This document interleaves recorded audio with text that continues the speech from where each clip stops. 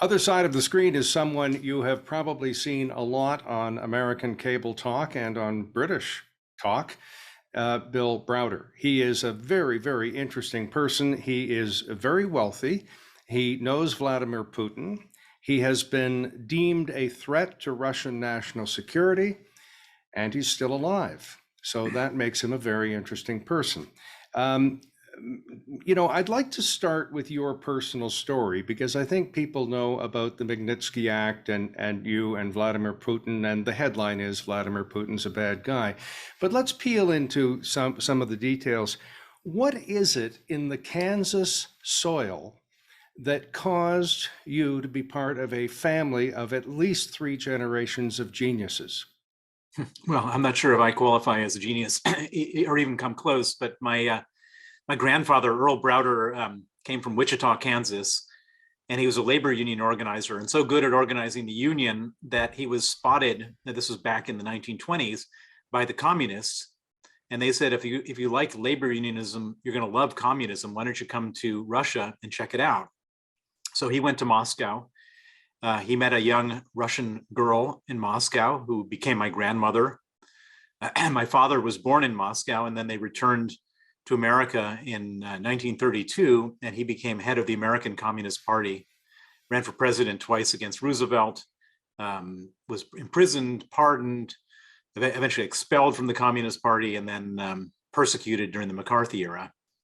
Now, let's put that in context. First of all, we in Canada don't quite have the same heebie-jeebies over communism and Karl Marx as Americans do. So I'm fairly calm while having this discussion with you. Secondly, there were a number of people in your father's category, which would have been called fellow travelers in those days, and some of them are important historical figures in America. Huey Long, I'm thinking of, Upton Sinclair, who ran for governor of California, Henry Wallace, who had been the vice president of the United States.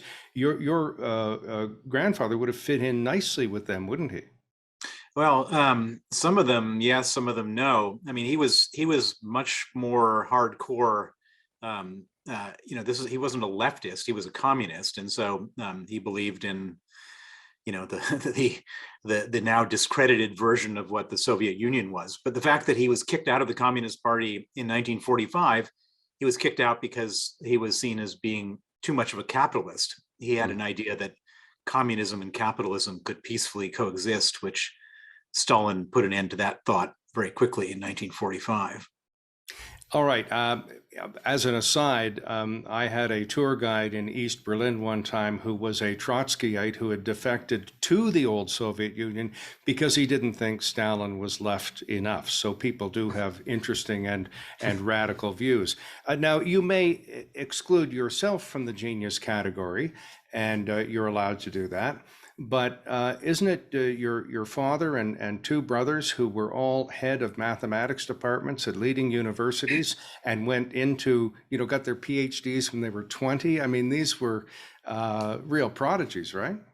So my father, this is my grandfather's son, Earl Browder's son. His name was Felix, and he was a math genius. He skipped high school and went to MIT.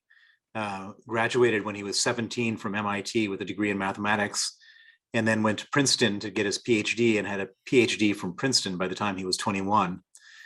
He eventually went on to win the National Medal of Science, and he was chairman of the mathematics department at the University of Chicago.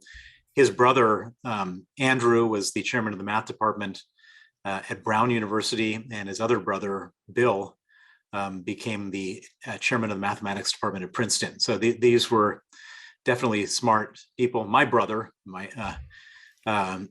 graduated college at the University of Chicago when he was 17 with a degree in physics.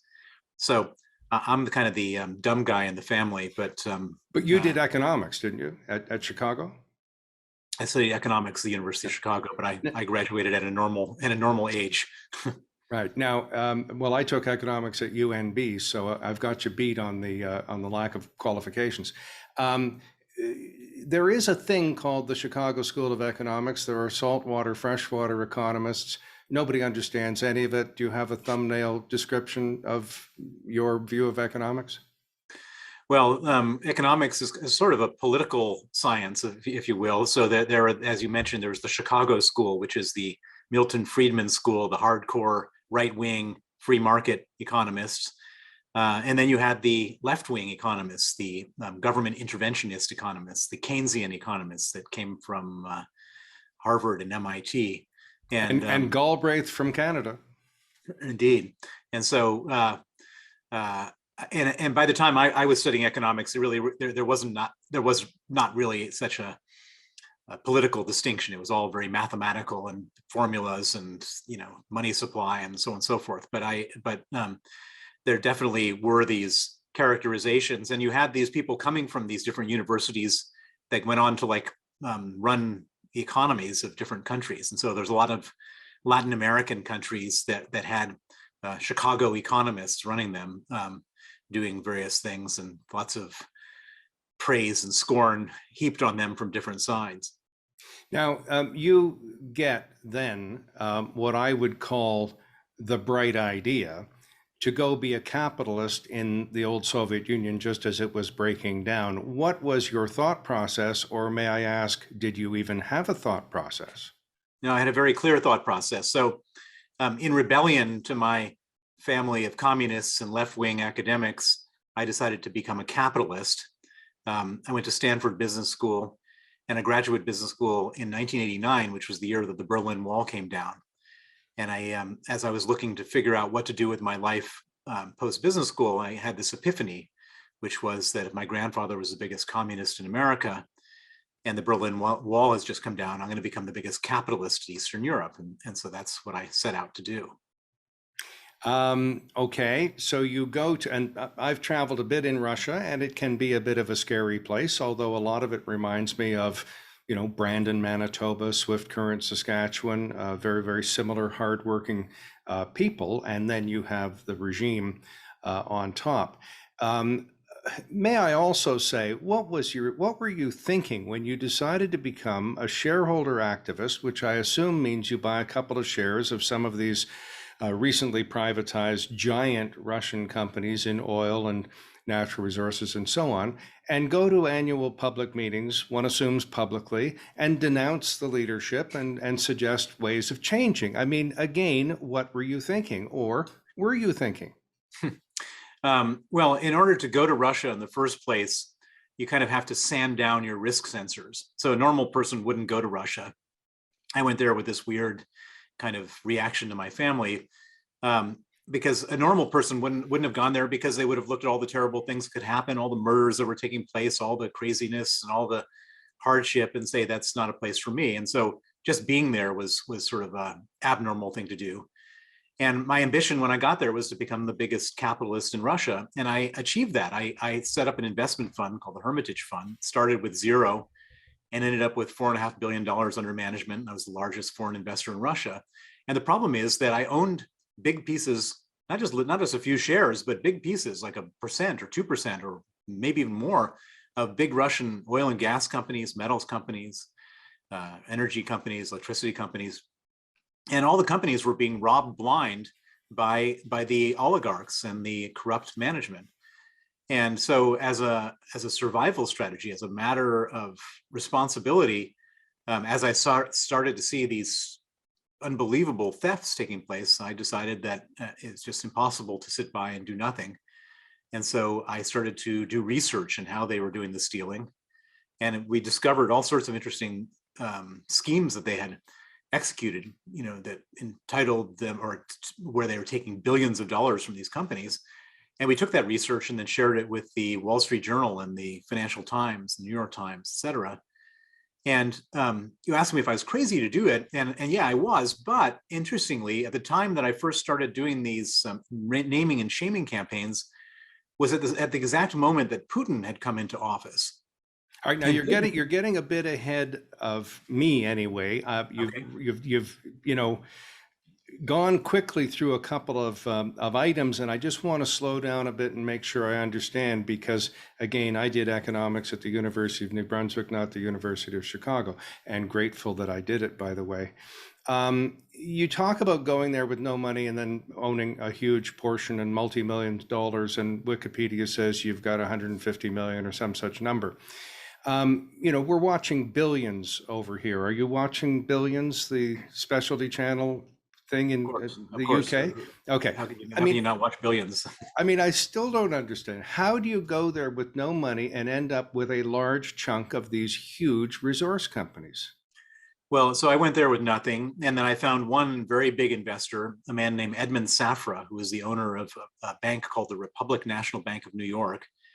And he said, I will put up $25 million to be your first and anchor investor. And in return, I want to be your business partner, to own part of your company. And we struck a deal, signed an agreement. He sent in the $25 million, April 1996.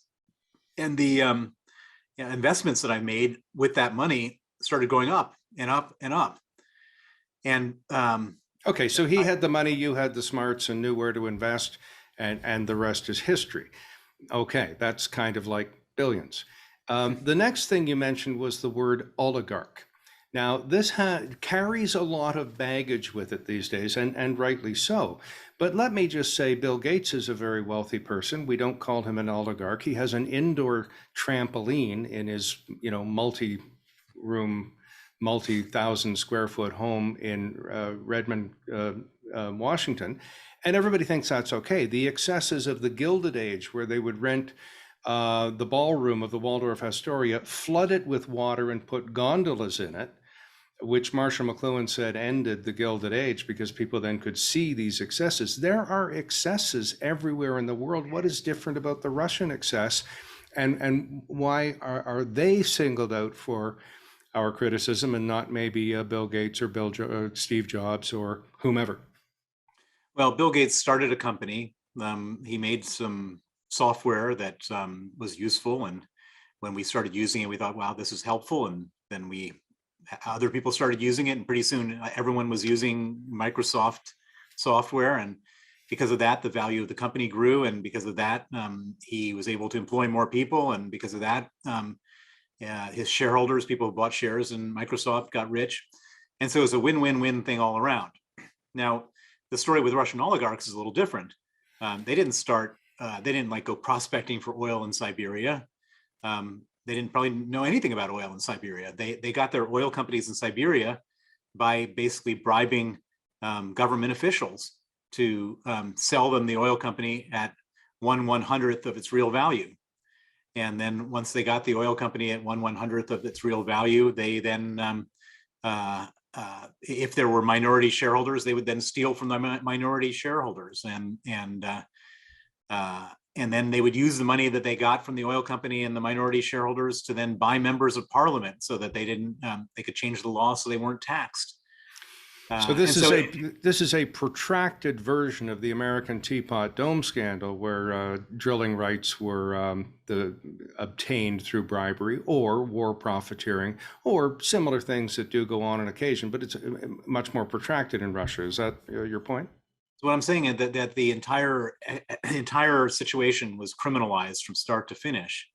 And so to compare an entrepreneur who's done good things with a criminal who's stolen a lot of things is just an uncomparable situation. And so of course, economic disparity between rich and poor is something that exists in a lot of places, but it doesn't exist like it does in Russia. In Russia, you have 1,000 people who literally control, I mean, I don't remember the exact numbers, but like 90% of the economy. It's an unbelievable scenario. Nothing like median income $850 a year, if my memory serves me correctly. Okay, you have made that distinction, and I'll leave out the American corporations that have been found guilty of fraud to, for example, close down public transit, and take your word for how much more criminal it is in Russia. You mentioned the word Putin. Okay, you initially thought he was okay for Russia, didn't you? Yeah, when I started to do my naming and shaming campaigns against the oligarchs, he was fighting with the same guys I was fighting with. They were stealing power from him at the same time as they were stealing money from me. And so we ended up in this situation. And I should point out, I've never met the guy or spoken to him, but there's an expression, your enemy's enemy is your friend. And so every time I would expose these oligarchs, he would come in like a ton of bricks on top of them because he was fighting with the same people. And when he was doing that, it was very wonderful. I enjoyed it because I never had the power to stop these oligarchs, but he did. And so for a brief period of time, it wasn't even that brief, it was probably 2.5, maybe even 3 years, I thought he was a good guy because I was able to make money and do good at the same time. I could go after the bad guys, the oligarchs. I could improve the value of my companies, and he seemed to be sort of actively participating in this thing. And this is because he is somehow appearing to keep the oligarchs in check. And I know I've made several strained analogies with the US, but kind of like a Teddy Roosevelt breaking up the trusts. Well, I think that again, I don't want to I don't want to disabuse you of your analogies, but he didn't like the oligarchs basically privatizing all the levers of government power, and so I mean, these people were like employing government ministers. So the oligarchs would employ the government ministers; they wouldn't report to the president. So all that had to stop in Putin's mind, and so Putin started to implement that. And so for a period of time, it looked kind of good. We were hoping that this was a process that would continue. All right. Now, what caused you to change your mind about Putin? Well, it turned out that he only wanted to get rid of the oligarchs to become the biggest oligarch himself. And we learned about that when he arrested, at the time, the richest oligarch in Russia, a man named Mikhail Khodorkovsky, who was the owner of an oil company called Yukos. He arrested Khodorkovsky.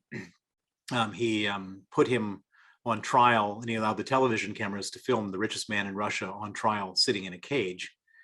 And what this did was it inspired all the other oligarchs to go to him to say, Vladimir, what do we have to do so we don't sit in a cage? And Putin said 50%. And at that moment, Putin became, it was not 50% for the Russian government or for the presidential administration of Russia, it's 50% for Vladimir Putin. And at that point, Putin became the biggest oligarch. And it became pretty obvious pretty quickly that Putin wasn't he wasn't trying to clean up Russia. He just wanted to get rid of the competitors to the resources. And he succeeded in that. Okay, now it seems to me that the public policy in Russia, such as there was a coherent public policy, was incoherent, meaning the privatization of formerly state-owned assets and then the turning them back to oligarchs to be owned privately, and then the clawing back some or all of them into the public sector. It just seems push me, pull you public policy to me. What do you make of that? It's just there was no public policy. The only policy was just to enrich a small number of people. There's no way that you could look back and say this was done in the national interest. This was done in private interests to maximize the wealth of a very small number of people. Now, I've been in privatized apartment buildings in Izhevsk, Russia. And the interior is a very small 600, 700 square foot room that the people have privatized, and they've kept up well, and they've furnished, and they're very proud of. The hallway is a mess, including the handle on the stairwell is made of rebar that just happened to be hanging around the construction site, and somebody welded it into place, and that's that. And I asked my friends there, including an Oxonian professor I was traveling with, why don't they have a condominium corporation that charges a small fee to each resident and they clean up the hallways? And he said, well, they don't have that administrative capability or laws or traditions. Does that ring true to you? And does that apply to the large companies that went public, private, public, back and forth? Well, basically what you have in Russia is there's no sense of community. There's no sense of collective responsibility. It's truly every man for himself. And that manifests itself at the apartment level, at the city level, at the company level, and at the national level. Everybody is in it for themselves, from the lowest policeman up to the president of Russia. And so you end up, I remember when I lived in Moscow, I lived in a beautiful apartment, but you had to walk through a stairwell where people were, homeless people were sleeping, and it smelled of urine, and nobody was doing anything to upkeep it. And it was just remarkable, this difference between, public and private. I'm smiling because it's a little like privatized council flats in London, but that's another strained analogy, perhaps. Now, economics has to do with psychology as well. The thing possessed is more valued. What is the cost and the price of everything? Paraphrasing Oscar Wilde. What makes you? Can you explain why someone like Putin would have an amount of money that we can't fathom, tens of billions, one assumes, certainly more than one could, that his great grandchildren could spend in a lifetime. All the assets you might want, it is alleged yachts and castles and what have you. Why keep going? What is your analysis of that human condition? Well, you're obviously not an obsessive compulsive multi-billionaire wanting to become worth hundreds of billions. None of it, it's hard to imagine when you're not in his shoes. But basically, from Putin's perspective, it's not even about spending the money. It's just, you can't be the most powerful person in Russia unless you're the richest person in Russia. And you can't be the richest person in Russia unless you're the most brutal person in Russia. And you just have to be the everythingist person in Russia if you want to be Vladimir Putin. And that's what he's doing. Hmm. Well, still, I mean, we have people who are making minimum wage who are equally as possessed, saving their money and eating cheap food at fast food restaurants and wearing Crocs. However, let's leave that for a second. We now get into the thing that you're famous for, and your companies, your law firm, were raided, were taken away from you. I mean, this is a remarkable disrespect for the rule of law or decorum or anything. And it was a thing that I think is called corporate raiding. Describe, please, what happened to you and your company and your American law firm, I think it is. And then that gets us into the late Mr. Magnitsky. So after all of my corporate governance exposés, I was expelled from the country. My offices in Moscow were then raided by the police. The police raided the office of an American law firm that I used. They were specifically looking for the stamps, seals, and certificates for our investment holding companies. They found those documents at the law firm. They seized them. And the next thing we knew, we no longer owned our investment holding companies. They had been fraudulently re-registered using the documents seized by the police. And the companies were re-registered into the names of people who'd been convicted of crimes, murder in one case, and other frauds in another case. A young man named Sergei Magnitsky, a lawyer who worked for the American law firm, started to investigate, and he discovered the purpose of seizing these companies was to do basically a highly complex tax rebate fraud. What I mean by that is our companies had paid in the previous year $230 million. The people who stole our companies then went back to the tax authorities and applied for a $230 million tax refund. And it was approved in one day on Christmas Eve and paid out the next day. It was the largest tax refund in the history of Russia.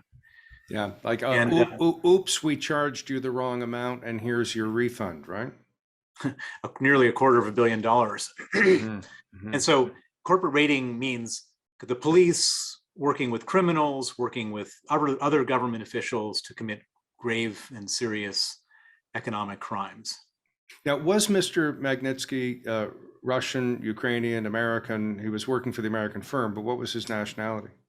So he was born in Odessa in Ukraine.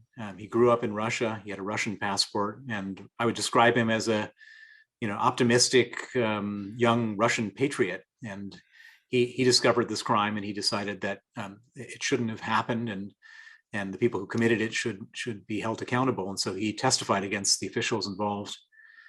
And in retaliation, he was subsequently arrested, put in pretrial detention, tortured for 358 days, and killed in custody on November 16, 2009, at the age of 37. Now, I mean, unbelievable tragedy and travesty.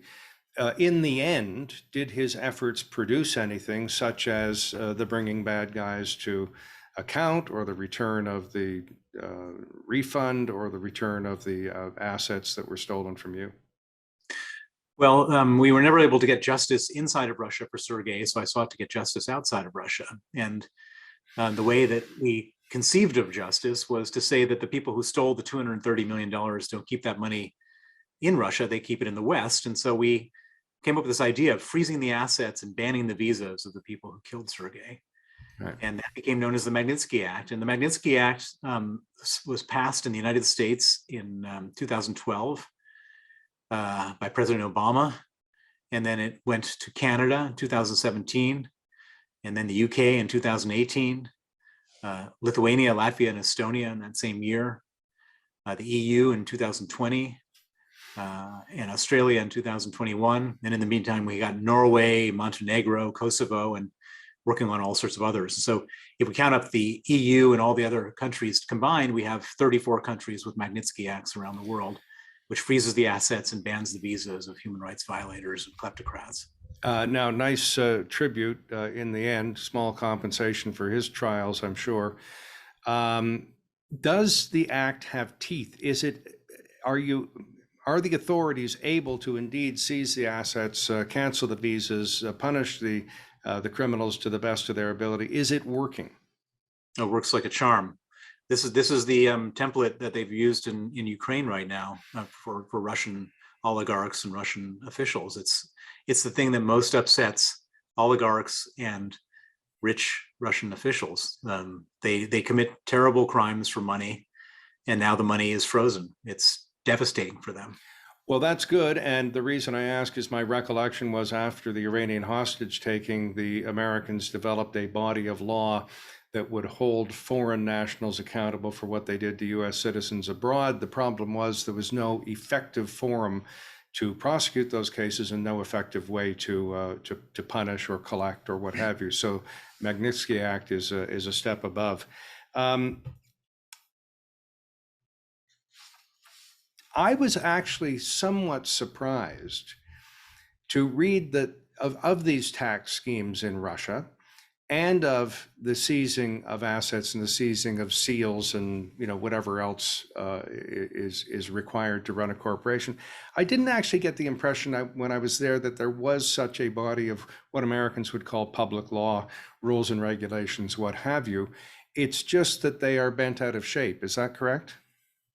Well, so there's a lot of procedure in Russia. There's a lot of mechanical law, just not a lot of real law. So I mean, just to put it in a different context, even during Stalin purges, they still wanted to get everyone to sign a confession before they killed them. They wanted to have a conviction before they killed somebody. They didn't actually just take them to the back of the building and shoot them in the head. Russians are extremely slavish when it comes to mechanical law, just extremely corrupt when it comes to the real rule of law. Interesting. What's next for you? Are you going to stay in London? Or are you going to try to reinvigorate? Hard to imagine reinvigorating your business in Russia at this time, but what's next for you? I don't do any business anymore. I'm a full-time human rights activist. I go around the world trying to get more countries to do the Magnitsky Act, try to get more countries to implement the Magnitsky Act against terrible people in Russia and China and Myanmar and Iran and various other places. I've completely changed from a profit-motivated person to a justice-motivated person. I was going to just kind of reminisce and place drop in our conversation. Do you live in Sloane Square, and how do you enjoy London and what have you? But then I realized maybe you're in danger. Are you in danger? I'm absolutely in danger. I've been threatened with death, kidnapping, 8 Interpol arrest warrants, extradition to Russia, lawsuits, etc. So I've got to be really super careful about everything I do. Do you have personal? I mean, what can you tell me about that? Do you have what they call in England close personal protection? Do you have your own plane, or is there anything you can tell me about how you live and travel that would be, newsworthy and not reveal something that could put you in more danger? Unfortunately, not. No. Yes. Fair enough. Can you tell me what the inside of a Spanish jail is like for a couple of hours? It probably looks like the inside of just about any other jail that anyone's ever been to. And hopefully nobody has to be in the inside of a jail if you're not doing any crimes. There is a famous retired politician here in Ontario, and I know that you've been in Toronto, and you may recall the name Bill Davis. He was a long-standing premier of the province. He's just recently passed on. And he would always say at the end of a board meeting to the chief financial officer whose work he didn't really understand, he said, "Now, what question did I fail to ask you that I should have?" So I'm going to do that. Pretend you're back at the University of Chicago. I'm your postgraduate student. Sir, what questions did I not ask you that I should have that you want to answer? You didn't ask me about my next book, which is called Freezing Order.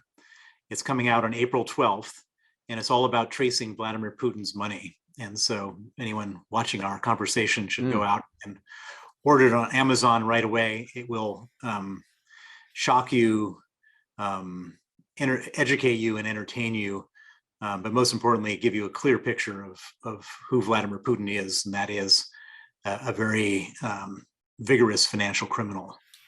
Well, thank you. We will promote that by putting the cover on the screen. I will try to get a review copy and make a comment about it. What's going to happen with Ukraine? What is the end game in your view? The end game is unfortunately a protracted war, probably not at the same level of intensity as we're seeing right now. But just remember that Ukraine started in 2014. It didn't start in 2022. And it's been going on since then, and I suspect that it will carry on for a lot longer, unfortunately. Well, perhaps we can talk again under happier circumstances. Thank you very much for your time. Based on your bio and how much money you've made, you have invested millions in the last couple of dozen minutes, and thank you very much. Thank you.